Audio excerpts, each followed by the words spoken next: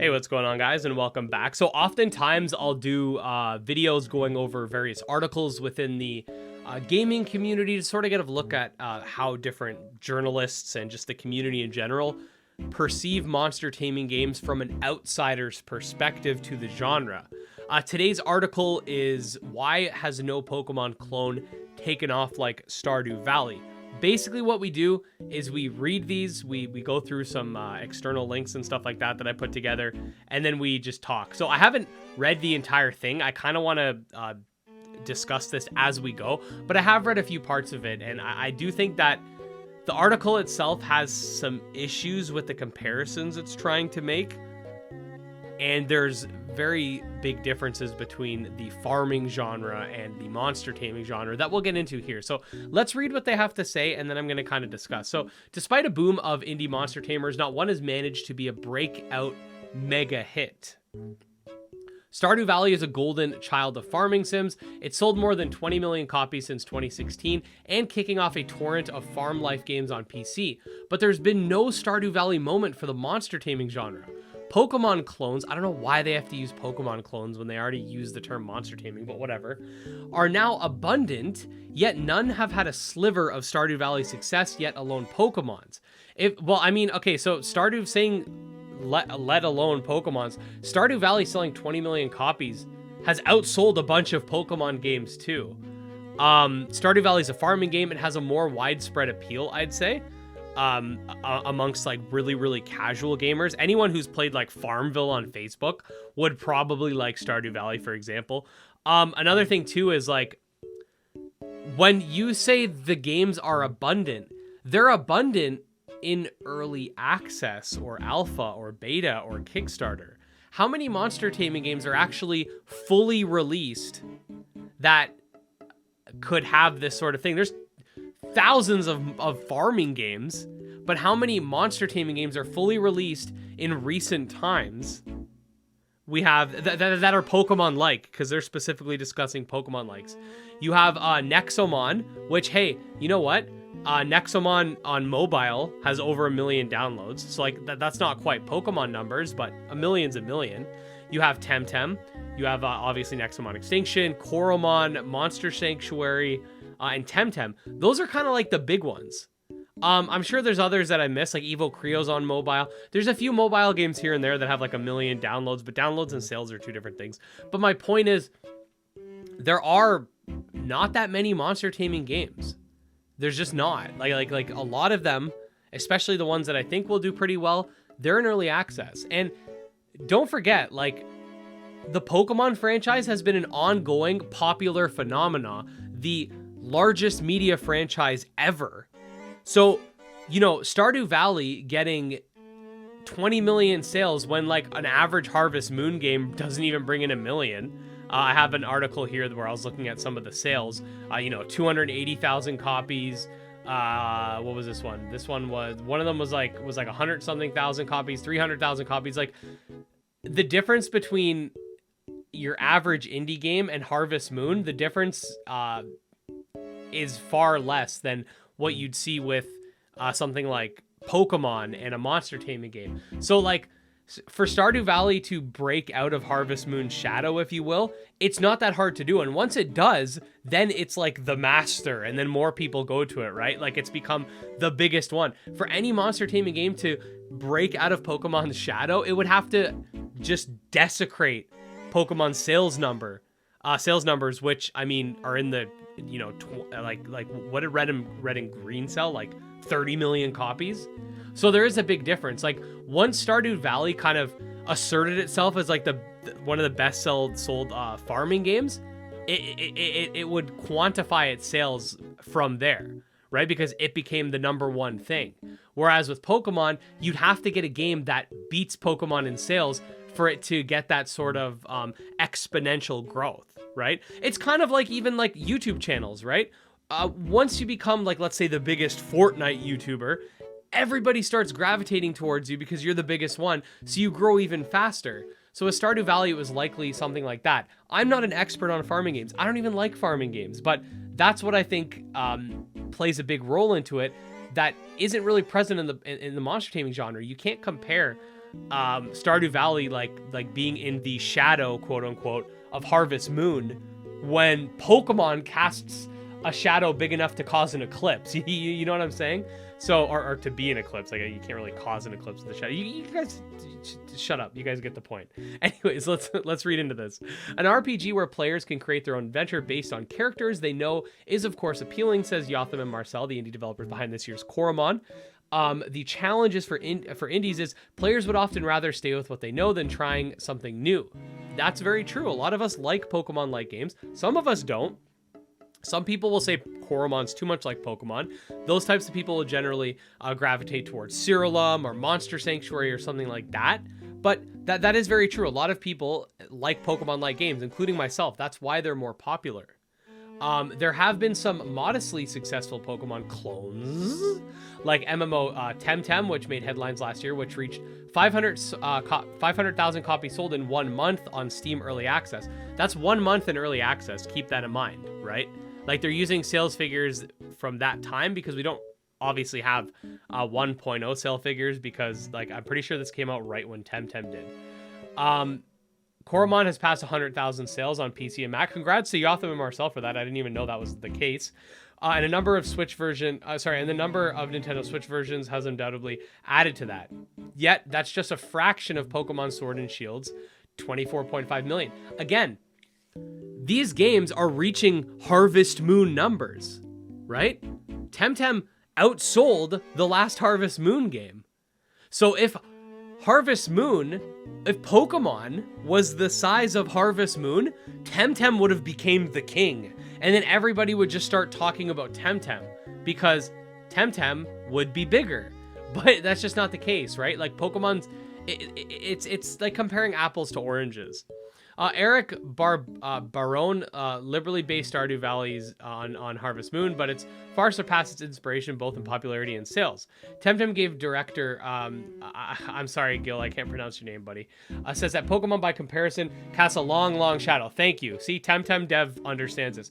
Right now, there's a lot of resistance towards games of the genre that are not Pokemon, he says. I think we'll have to move forward a bit, and a lot of games in this genre have to come out before players start seeing it as a monster taming genre and not the Pokemon-like genre. And look, also I appreciate that he used the term monster taming because everybody uses the term I find a lot of like people use like monster collection and stuff like that, but we're trying to get monster taming to be the main name of the genre. And I don't want to toot my own horn too much, but I think I did play a pretty big role in sort of like having that name be like the focus, because there's too many different opinions on what it should be. Creature collecting, monster catching, monster collecting, monster RPG, monster genre. There's too much.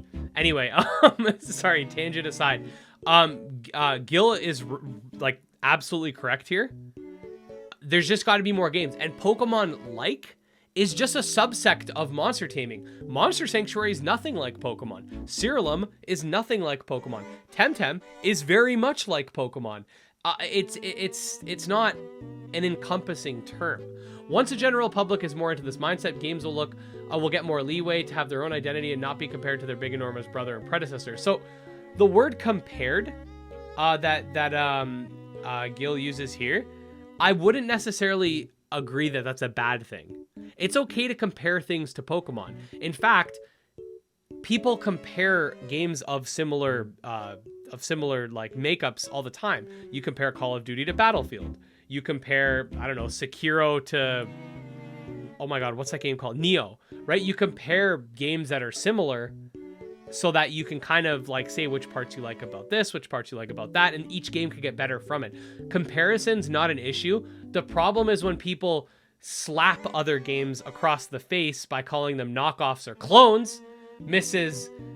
Jessica Reyes. Enormous is really the word. Just this year, the Pokemon Company reported passing 440 million sales of Pokemon software. Legends Arceus, Brilliant Diamond, Shining Pearl together sold more in 1 year than Stardew Valley has in its lifetime. Harvest Moon was successful, but not a worldwide cultural phenomenon. Pokemon is the highest grossing media franchise ever. Perhaps many of us aren't invested enough in taming monsters other than Pokemon to learn 100 new ones. Developers haven't given up on trying to turn Pokemon into a genre. it's not turning Pokemon into a genre. It's they actually have Cerealum here. I didn't even see this. It has nothing to do with turning Pokemon into a genre. Monster taming has always been a genre. Cosmic Soldier, Megami Tensei, obviously the SMT games. These games have existed prior to Pokemon. Dragon Quest V, right? These are games that predate Pokemon, and in Dragon Quest case, inspired Pokemon. So Pokemon is not becoming a genre. Pokemon was always part of a genre. You just have a subsect of that genre that enjoyed Pokemon enough to make games specifically like it, which would be a subgenre within the genre, right? Pokemon-like games are a piece of the monster taming genre as a whole. Harvest Moon was success. Okay, we already got that. One of Stardew Valley's greatest strengths is its community. Barone regularly posted development blogs and kept an open relationship with followers. Temtem community manager Lucia Prieto says the team's relationship with its community is one reason for its current success. Developers have started making community suggestions improvements with special icons with the patch notes. The game is going to be a much harder experience with a higher entry barrier, and the community made us realize that wasn't fun or enjoyable and helped us dial the challenge to a satisfying degree. Even smaller monster tamer games like Cerealum Ultimate credit community for their success. Oh wow, they even interviewed Zach. I don't think many developers are as lucky as I am to have so many players who are as effective at communicating their ideas and providing feedback. Cerealum Ultimate developer Zach says, when I read our forums, I often recognize names that have been around for roughly 10 years, and those same people continue to contribute their success to help make Cerealum series the best it can be. While not the biggest player base out there, I'll take quality over quantity any day. Yes, and this actually is a really good point, and this goes out to the entire monster taming genre. This genre has some of the most dedicated fans of any genre. I don't care what anybody says. You guys, I recognize faces in the comment section, your little icons and names from when I had 200 subscribers. Raffle. This guy's been here. Well, this guy's in our Discord. He's 2111. If you see him in there, tell him he's sexy. This guy has been in the Discord, feeding me news, just discussing things. He's been around on my channel since my first video ever that wasn't Pokemon based, my first venture out into the monster taming genre. Nazir, you've been here since pre 500 subscribers. My whole Discord moderating team have all been around since pre 1000. This is a strong, and it's not just as much as I'd love to say it's just because I'm so great. No, it's because the monster taming genre is so just strong in what it does. And I'm glad to be someone who can facilitate sort of news and stuff for you guys. But ultimately, the fact that so many people have come together and just stuck around for so long isn't solely my doing. A big part of it is because the genre's fans are so strong and are so passionate about it. So yes, Zach, if you're watching this, 100%. Don't copy that Hoppet, but Stardew Valley is the Harvest Moon PC games gamers ever got, but it's not just a copy. It has its own unique features, deeper character customization, same-sex relationships, mayonnaise making? I didn't even know that was the thing. Some monster taming games stick closer to Pokemon formula than others. Coromon resembles GBA Pokemon games. I'd say it's a mix between GBA and Black and White, but yeah, you're right. Where you're the new kid in town, or in this case, new adult, arrives as a guest of honor to receive a free Coromon as a gift, blah, blah, blah. Temtem, same thing. There's a whole social MMO factor that makes it shiny and exciting. This in itself already changed a lot of the core elements of the genre, but we want to build upon that. Combat's different, etc. The best quote-unquote clones take their inspiration as a base and build something distinct. That's why Dennis Sinner, the managing director at Moirai, chose to make Monster Sanctuary part of Monster Taming and part Metroidvania. They also felt that Pokemon didn't have enough stakes or strategy, so his team focused on giving players more choice. The Monster Sanctuary does. I've interviewed them. They're not even avid Pokemon fans. They took more inspiration just from RPGs than they did Pokemon specifically. I tried to make Monster Sanctuary feel like you're rewarded if you come up with synergetic monster builds or monster team compositions. Every monster having a full individual skill tree is what gives the players a lot of strategy and options for each monster to build and try around. Monster taming games have a tough road. Each one of them need to somehow escape Pokemon's shadow or at least grow within it. Developers have found moderate success with supportive communities and unique features, but that hasn't been enough to produce a smash hit. Yotham and Marcel explain Oh, explains say content creators still derogatorily refer to monster taming games as Poke clones or Pokemon ripoffs, but they're still optimistic. It's funny that she mentions this here, but actually calls them Pokemon clones. Again, like clone isn't like the worst label. It's not great. Ripoff, knockoff, those are the worst. Like, those are awful. Now, more and more indie monster taming games are popping up, all with their own unique spin. More and more people seem to be taking on a different opinion on non-Pokemon monster taming games, they say. We might never narrow down the exact reason why no monster taming game has been a Gigantamax-sized hit, but that doesn't mean it'll never happen. I don't know if it'll ever happen. I don't know if any monster taming game's ever gonna completely destroy Pokemon. I don't know if any of them are gonna get 20 million sales, but it also comes down to, what do you consider monster taming? For a lot of people, it differs immensely, okay? They never mentioned Monster Hunter Stories because they were more so talking about indies, right? But that game sold 1 million copies, so like that's not quite what that was within its first month though. I don't know how much it sold now. Some would consider Ark a monster taming game. It's not like fully monster taming like Temtem, but a major part of it is, you know, having these dinos that you command, right? It all depends what you'd consider monster taming. Some will consider Far Cry Primal to have monster taming mechanics because you can collect all the different beasts within the game and utilize them to fight for you. There's a lot of variance to what you'd consider monster taming, and I feel like a lot of people have tunnel vision with regards to that. Monster taming doesn't just need to be Pokemon. Monster Sanctuary proves this. Cerulean proves this. Lots of games we cover prove this. And more people need to accept that. I do oftentimes, not recently, but I have oftentimes received pushback on certain games as to whether or not they're monster taming. Oh, that's not monster taming because it's not a turn-based RPG like Patch Quest, for example. Oh, that's not monster taming. Look, if you have monsters that can you battle with you, or you can use them in combat, it's monster taming. You can get into the nitty gritty, but there's 3 major pillars to monster taming: monster raising, monster battling, and monster collecting. Not every game has to have a huge amount from each, but generally speaking, each monster taming game fits into one of these. Tamagotchi, it's monster raising. Monster raising is a subsect of monster taming. Tamagotchis are monster taming. Monster battling, Pokemon Stadium, people would say that's not a monster taming game because you just fight. No, monster battling is still under the same category as monster taming. You're making them fight. Monster collection, Pokemon, right? You catch all the Pokemon. Let's say even if Pokemon didn't have battles, it's still monster taming. You're still collecting these monsters, right? It's so yeah, anyway, long story short, people need to have a little bit of more of an open mind about what you consider monster taming. Don't just pigeonhole every game into Pokemon-like, because that's not what the genre is. As for Jessica Reyes, honestly, this is a pretty good article. My biggest criticism is that despite at the end, you kind of point out that like, hey, these games can be their own things, and you know, like they deserve to be valued.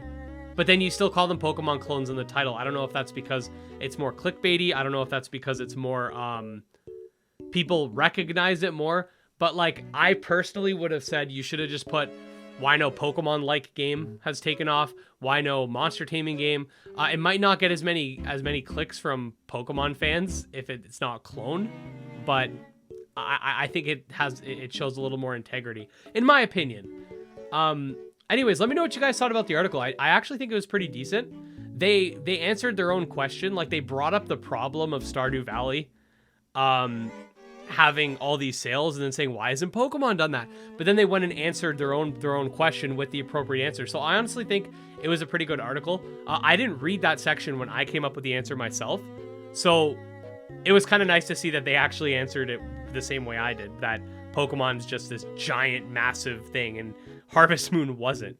But anyways, guys, if you guys are interested in monster taming games, if you want to learn more, whether it be games like Temtem, Coromon, Nexomon, or more non-Pokemon-like games like Cerulean, Monster Sanctuary, Patch Quest, etc., definitely subscribe to my channel because I put out new monster taming videos every single day, usually more scripted than this. You can also check out my Twitter, my Discord, and my Patreon, all links below. I'll see you guys next time. Peace.